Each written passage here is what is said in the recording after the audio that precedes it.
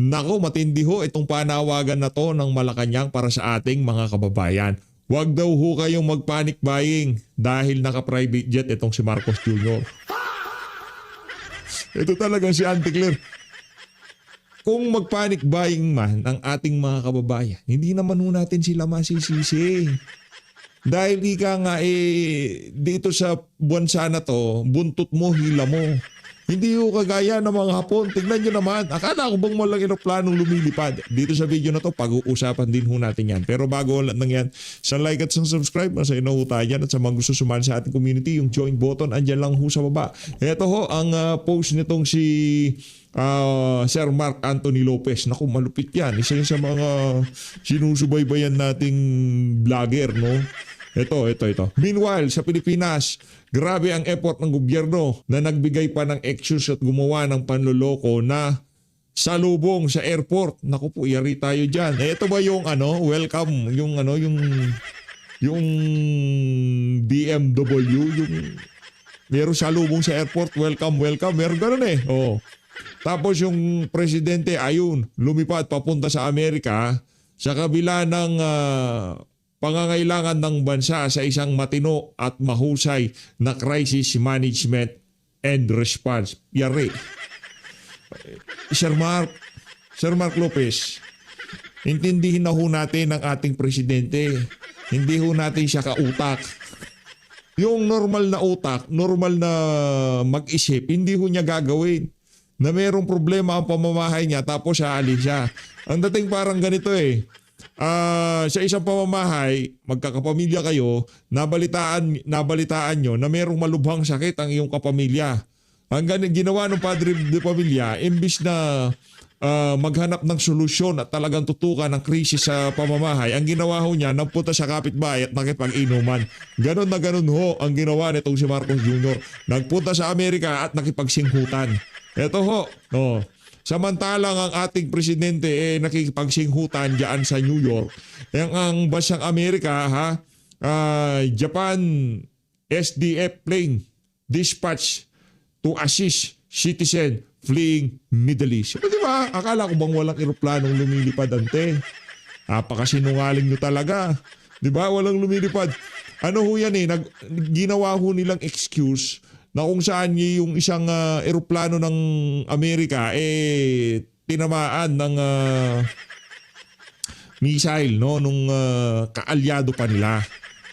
Nakakuha sila ng excuse. Paano tayo mag-repatriate? Ayan mga eroplano nagbabaksakan. Samantalang yung mga karating bansa natin dito, kagaya ng Japan,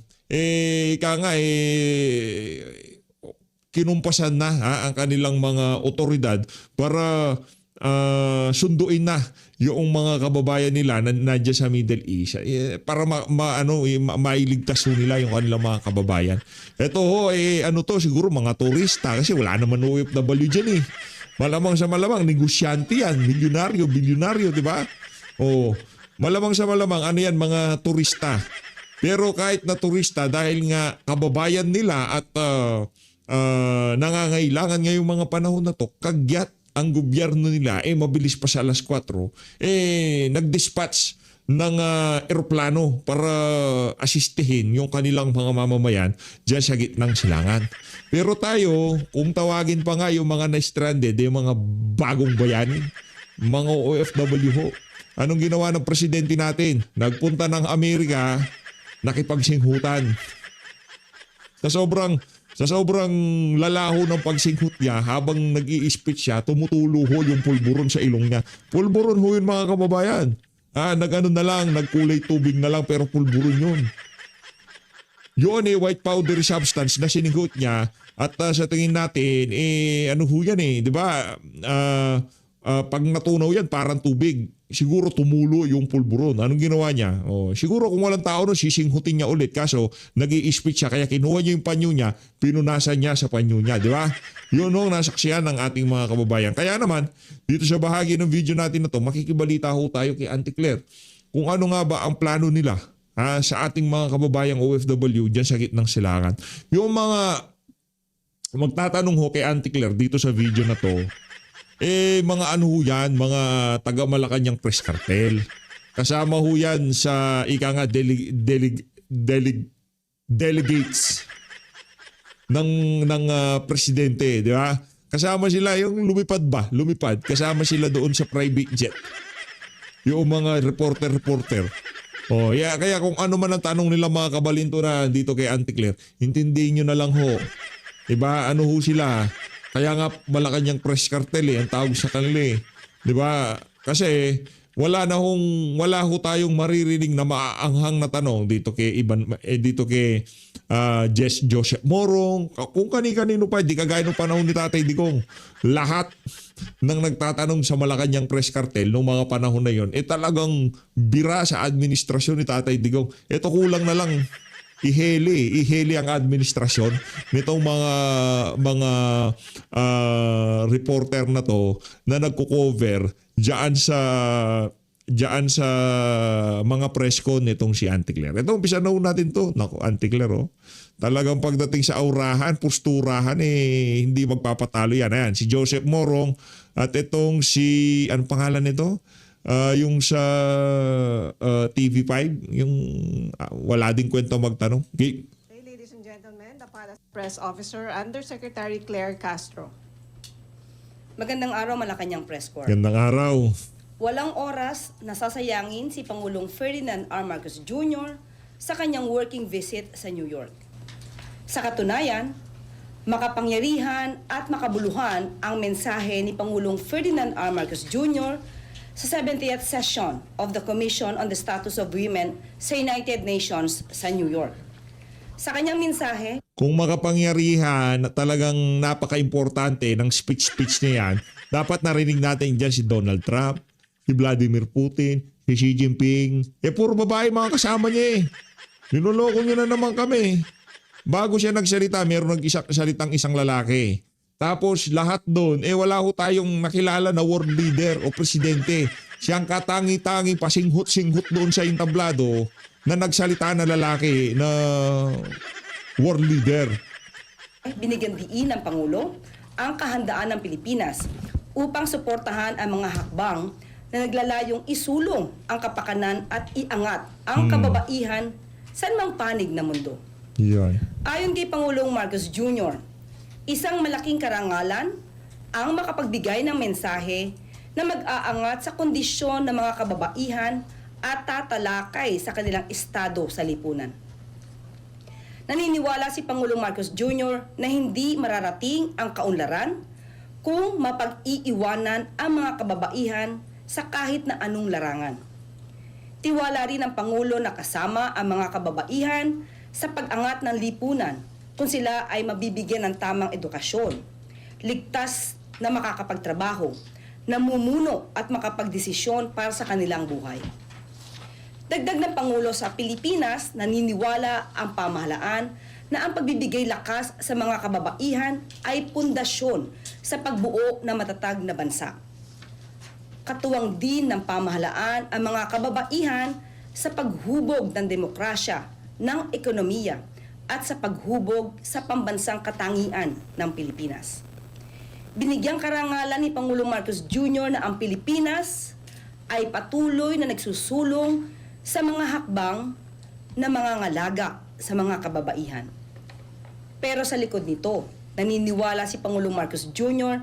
na ang paglalakbay tungo sa pagkakapantay-pantay, sa Pilipinas man o sa ibayong dagat, ay malayo pa sa pagiging ganap nito. Kaya dito papasok ang kahalagahan ng Commission on the Status of Women. Sa huli, binigyang halaga ni Pangulong Marcos Jr. na maisulong ang edukasyon at economic empowerment para sa mga kababaihan para sa mas lalo pang umangat ang isang komunidad. Dapat di magkaisa ang buong mundo sa pagsugpo sa kaharasan sa mga kababaihan sa anumang anyo nito. Karasan sa kabubiyan. Bago siya magbida-bida dyan, siguraduhin niya muna yung vice president niya, kasundo niya ha. Babae yun. Anak ng toko ha, walang ginawa ang administrasyon itong si Marcos Jr. doon sa kanyang vice president kung hindi pag-isipan ng masama. Diba? Ma-impeach, Mary Grace Piatos, diba? masira dyan sa House of Representatives, pinagtulong-tulungan. Ganyan ba tratuhin ng presidente ang kanyang vice-presidenteng babae? Kapal naman ang muka. Huwag ganoon, ang baboy naman yan, ante. Maglulukuhan na lang tayo, kami palulukuhin mo talaga. Kasabay ng pagharap sa hamon na naglilimita sa kakayahan ng mga kababaihan. Wow. Bilateral meeting with the UN Secretary General. Muling isinulong ni Pangulong Ferdinand R. Marcos Jr. ang matagal ng ugnayan ng pakikipagtulungan sa pagitan ng Pilipinas at ng United Nations. Kaninang tanghali nagkaroon ng bilateral meeting si Pangulong Marcos Jr. at UN Secretary General Antonio Guterres. Isinulong ni Pangulo ang kandidatura ng Pilipinas sa UN Security Council o UNSC na nakatakdang pagdesisyonan sa isang eleksyon ngayong June 3, 2026. Una lang nagpulong si Pangulong Marcos Jr. at Secretary General Guterres noong October 2025 kung saan ginanap ang 47th ASEAN Summit and related summits sa Kuala Lumpur, Malaysia. Matapos ang bilateral meeting, agad na nagtungo si Pangulong Marcos Jr. sa isang pribadong meeting. Sinundan naman ito ng dalawang magkasunod na business engagement na naglalayong magdala ng investment sa Pilipinas sa larangan ng healthcare services sa bansa at iba pang larangan. Ang utos ng Pangulo. Ang utos ng ano, i-secure yung mga maleta. Itago na yung mga maleta.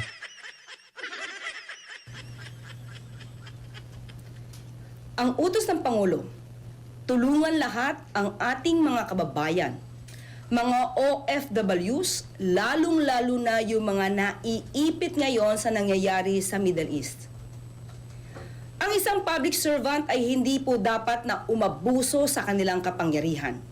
Walang dahilan ang pagyayabang o pagwawalang bahala sa ating mga kababayan. Hindi po pinalagpas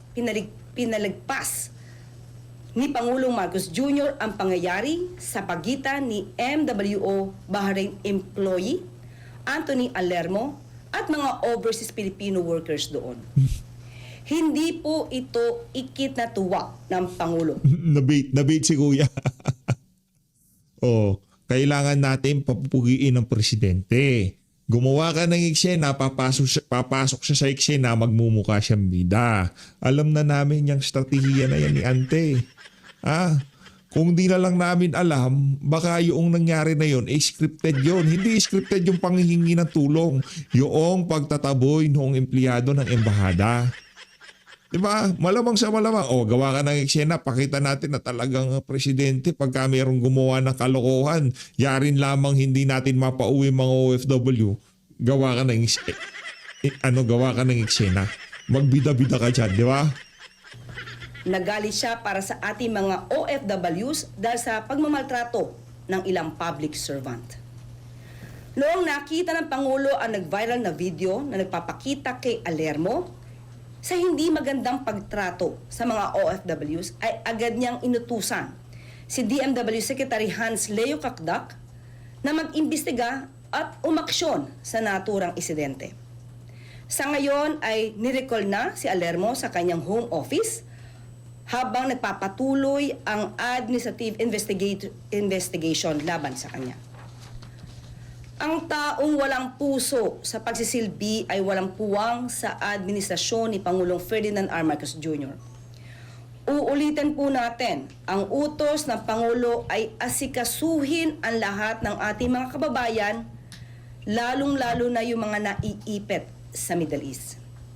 Kung hindi po nyo nais na magsilbi sa ating mga kababayan ng buong puso, kayo na po ang voluntaryong bumitaw sa inyong posisyon.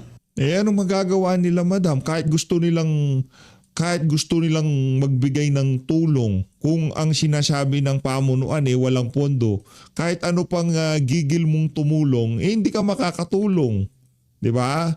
Kung alimbawa yung mga perang yung kailangan na ibigay na pera, yung mga pondo na kailangan para matulungan ng mga OFW, yung mismong Manila na tumawag sa kanila, pasensya na, walang pondo, sabihin nyo sa mga kababayan natin, walang pondo. Di ba? Hindi kasalanan nun. yung pagka-deliver niya medyo napaka-insensitive dahil dahil may halong kahambugan eh. Mali din naman yun yung empleyado ng embassy. Pero hindi rin ho natin may tatago ang katotohanan na walang pondo. Nalagay siya lahat sa maleta na i-deliver sa Porspar. Yun ang problema. Dapat sana yung perang pangtulong dito sa mga OFW na to mali-maleta para ipamigay, pampauwi. Magkano ba yung charter plane na yan? Di naman gagastos ng isang maleta yan. Baka lahat sila makakauwi na, di ba? Kaso hindi yun ang pakay. Ang pakay, kunin yung maleta at iuwi nila. Ang kinin nila at talagang habang nahihirapan ng sambayanan, bigla silang eksena at magbibida-bida. Yan si Marcos Jr. At ngayon po ay pwede na po akong tumanggap ng inyong mga katanungan. Unang tanong mula kay Joseph Morong, GMA 7. Ma'am, good afternoon. Can we just get an update on the issue of the excise tax? The letter that we are referring to, is that a certification of urgency on the part of the... Isa sa pinaka-coops na reporter nung panahon ni Tatay Digong. Na ano ho nila, ano yung ba yung napaamo nila si Joseph Morong. Ano bang nakakapagpaamo dito kay Joseph Morong? Ika nga, na-tame nila, no? Yung hindi biro ho itong hayop na to. Isang wild reporter to. Pero dito sa administrasyon na to, nakita ho natin na talagang na-tame nila itong si Joseph Morong. Napaamo nila itong balahura o magtanong yan. Pero sa administrasyon ni Marcos Jr., kulang na lang. Kami bahala sa inyo. President to Congress? Yes, ayon po sa OES, nagtutulungan po ang opisina po ng DOF, OES, At lead, ang di ba? Office of the President para po mabigyan agad ng oras ang pagsasagawa ng batas patungkol po dito. At kapag po natapos na po at nagkaroon na po ng committee report, ay magkakaroon po ng certification of urgency na siyang ang Pangulo po mismo ang magbibigay. Committee report from Congress? Committee report from? From the Congress po. Okay. So yun muna, sila muna yung gagalaw? Yes po. Okay, and then, well, essentially, the President sees this power as an urgent bill that the Congress should pass, no? Yes, of course. Yan po yung nakikita po ng Pangulo. At lalo po at napapanahon ito sa ngayon. Ma'am, just as an aside, anong policy natin sa repatriation? Because there have been criticisms na we're not repatriating our OFWs soon enough like the other countries. So what's our policy and what have we done with respect to that aspect? O Joseph, walang eroplanong lumilipad.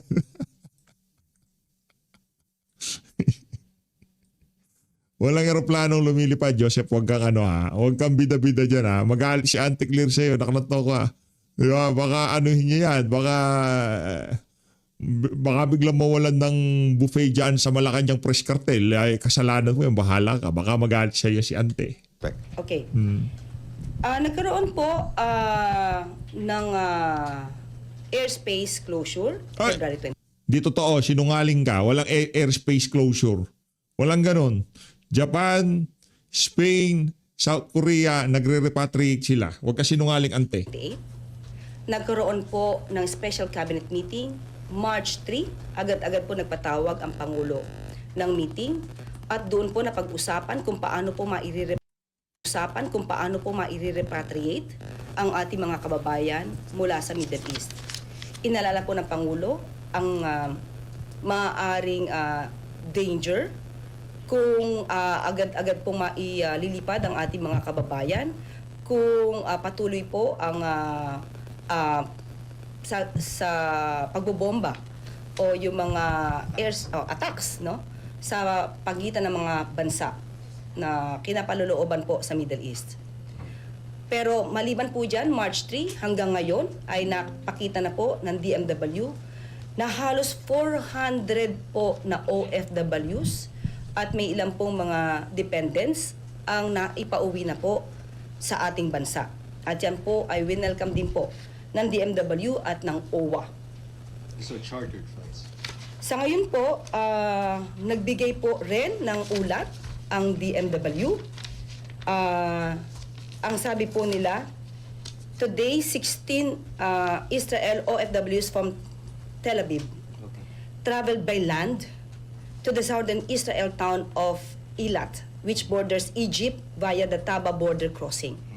These 16 OFWs crossed the Egyptian border and will take the Cairo to Muscat to Manila flight with ETA Manila on March 11, 9:30 p.m. Philippine time. We have 20 Dubai OFWs with 9 OFW dependents who traveled from Dubai to Oman via the Katman Malaha border crossing in northern Oman.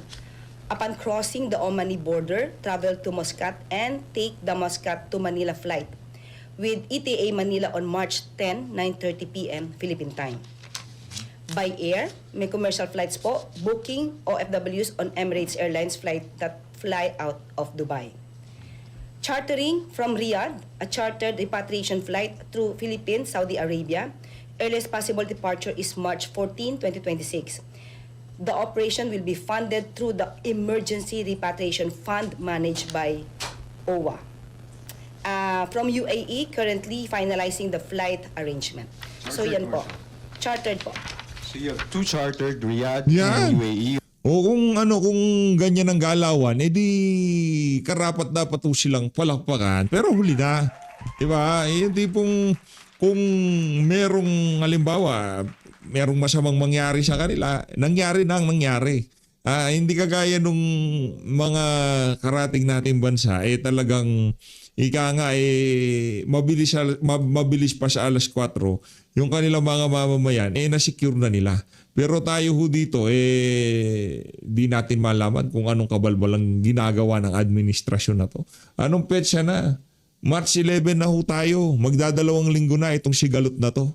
Nakakailan tayo? Nakaka-400 pa lang tayo. Pambihira. You have the total number of Ang dami ho ang dami hong OFW sa Middle East. Tingnan natin. OFWs returning.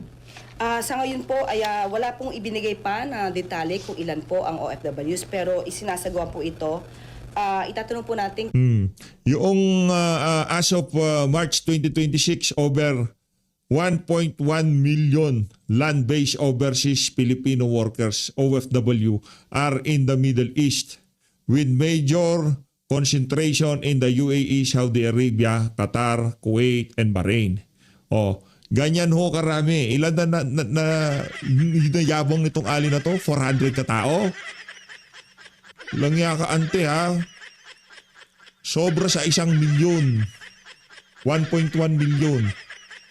Ganon kadami ma'am. Tapos iyayabang mo sa amin yung 400 ka tao. Tapos meron dala-dalang tarpaulin yung mga taga pamahalaan. Sinasalubong sila. Di na kayo nagsawa sa publicity stunt. Di na sila nagsawa dyan. Pambihira. Secretary Hans Kakdak yung patungkol po dito sa arrival po, or rather departure ng March 14, 2026, kung ilan po na OFWs natin o mga kababayan po natin ang makakasama po sa biyaheng ito. Okay, yan po naman. Sunod na tanong mula kay Harleen Delgado, ABS-CBN.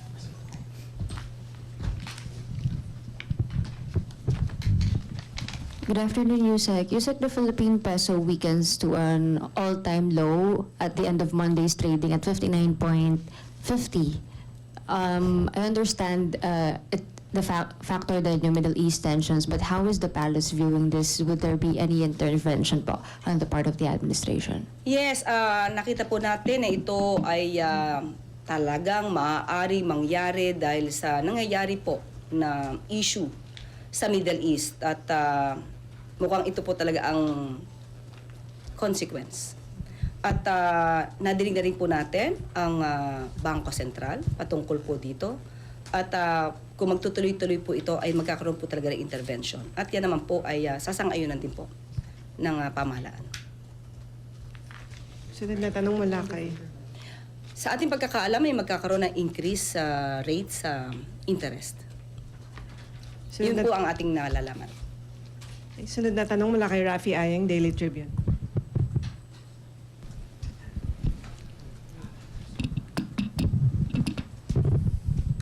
Ma'am, dun sa very apparent na panic buying lang ng ating mga kababayan, may may suggestion or may payo ba ang palasyo para sa kanila dahil parang nagkakaubusan at nagkakaroon ng hysteria? Sa ngayon po, ang sabi naman po, tulad ng aking sinabi kahapon sa DTI, wala naman daw pong movement ng price sa mga basic commodities natin sa NCR at sa ibang mga region. At kung meron po na magkakaroon ng abnormal price increase na hindi naman po nararapat sa ngayon, maaari po nilang agad-agad na ito ay ibigay at ipaalam sa DTI, pati po sa DOE. Sabi po natin, March 10 talaga po magkakaroon ng increase ng presyo sa ating fuel. Asahan po yan. Pero pinangako rin po ni Secretary Garin na staggered basis po ang gagawin ng mga oil companies sa kanila na pag-usapan. So, mahirap po talagang mag-speculate kung anong dapat gawin ng ating mga kababayan dahil sa nangyayari po ngayon. Pero ang nais lamang po ng pamahalaan ay talaga pong ihanda lang kung anong mangyayari sa atin dahil hindi po natin maiiwasan to. Hindi man po ito nagaganap at hindi ito ang kagustuhan ng ating gobyerno. Pero dahil sa tensyon na nagpapatuloy sa Middle East, kailangan po talagang paghandaan ng mga kababayan natin. Pero hindi po kailangan magkaroon ng panic buying dahil kumpleto naman po at enough pa po ang supply, lalo-lalo ng ating fuel at ng ating mga basic commodities. Ma'am, ano naman yung masasabi or parang banta nyo sa mga hoarders naman, lalo na ng fuel Uy, supply? nakapag-Amerika si Tribune. Yun ang sinasabi ko. Langyang yan. Di ba? Nakapag-Amerika tong si Tribune. Pambihira tong si Calvo, Paldo. Nakapag-Jamerika. Hanip to, oo. Ayos, Brad, pasalubong ha. Kahit isang tubleron lang. Yung ganito kalaki. Yung triangle ba yun? Yung gusto ko yun. Yung isang toblerone lang. Masaya na ako, Brad. Alam naman po natin na may batas sa mga aksyon ng hoarding, profiteering na inaabuso ang ganitong klaseng sitwasyon na hindi naman kinakailangan na sila ay magtago o lumaki po ang kanilang kita or tubo dahil hindi pa po ito napapanahon.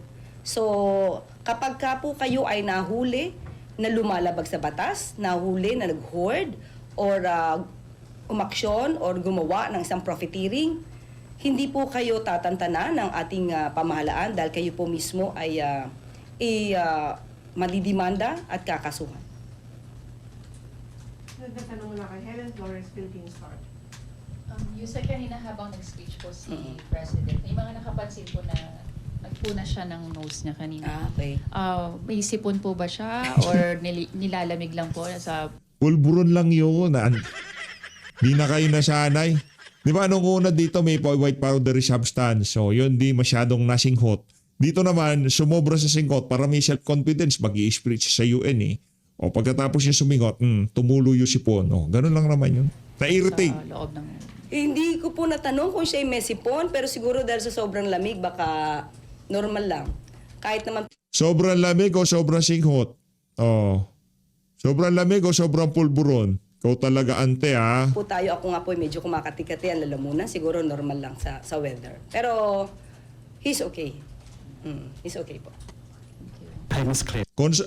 Totoo lang, concern ako kung nasusundot ba niya yung pangangailangan niya ng pulburon eh. Yun talagang atin dito eh. Hindi para sa pagiging kritiko ha. Ako, concern ako sa Pangulo kung yung bang pagsinghot niya mayat maya eh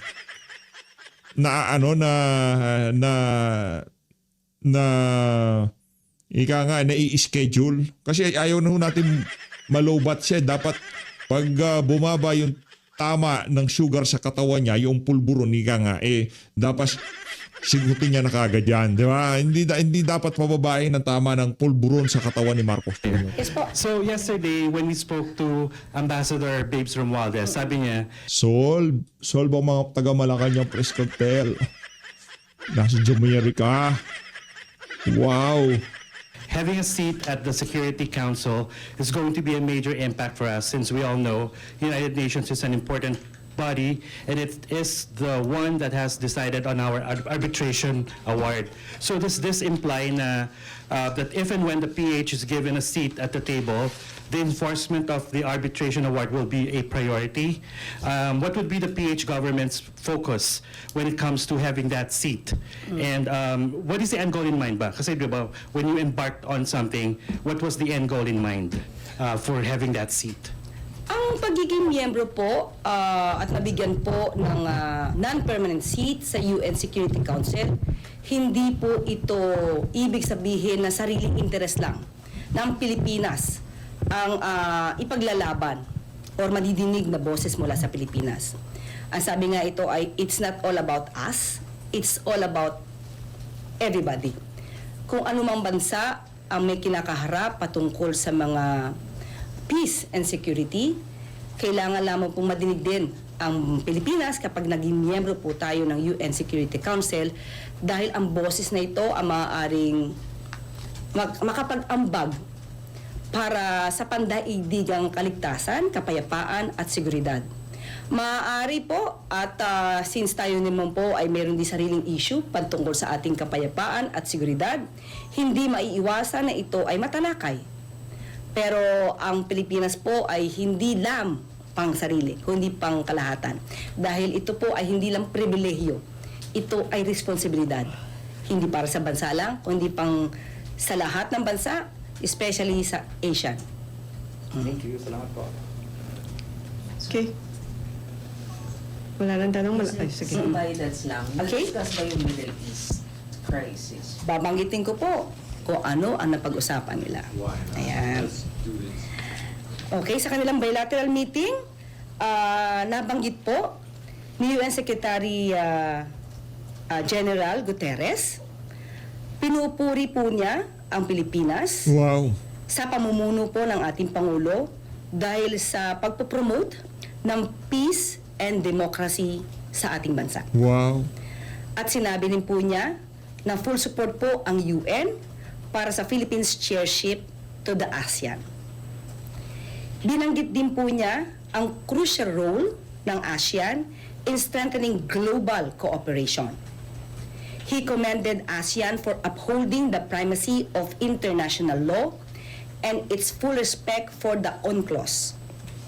He also wished the President the best in campaigning for our candidature. The Philippines has been known in the UN as the bridge builder, and he wants to see and hear the voice of the Philippines in the UN as loud as possible. Yun. Ayun na nga mga kababayan. Yan daw ang mensahe. Yan ang pambubolang ginawa dito kay Bangag dyan sa UN. As always, maraming salamat to sa pagsuporta sa PH Update. Auntie Claire, ha? Yung Toblerone ko, huwag mo kalimutan, ha? Isang Toblerone lang. Wala nang galit ni PH Update sa'yo. Ika nga, bati-bati na tayo. Toblerone siya. Joke lang, sa'yo na yun. Taksa ko pa sa puwit mo yan. Joke lang. Yung Toblerone.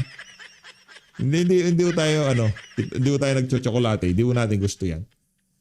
Kinakain ko lang tsokolate pagka yan galing Davao. Yun lang kakainin ko tsokolate. Sarap nun. Yung table yung galing Davao. Nako. Sa mga hindi pa nakatikim yan, ayan na, kunyari nakalimutan nyo sa labas, pauwi na kayo, makikita nyo ho yun doon sa airport, yung mga nakagarapon, yung bilog-bilog, bili ho kayo nun. Balikan nyo ako pagka hindi masarap. Sisihin natin to sa tikli. Hindi, masarap talaga.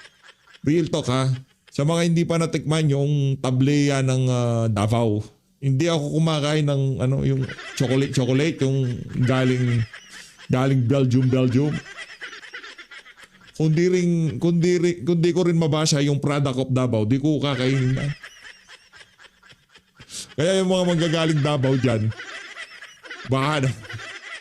Maraming salamat to. Mahal din natin Pilipinas. Joke lang. Di ko tayo ganong mahilig dyan sa yung 80%, 80 to 90%. 80 to 90% akin. 80 to 90% yung tsokolate. PHI ba nun 75, yung mga 80 to 90%. So, kung malino natin Pilipinas. Maraming salamat to.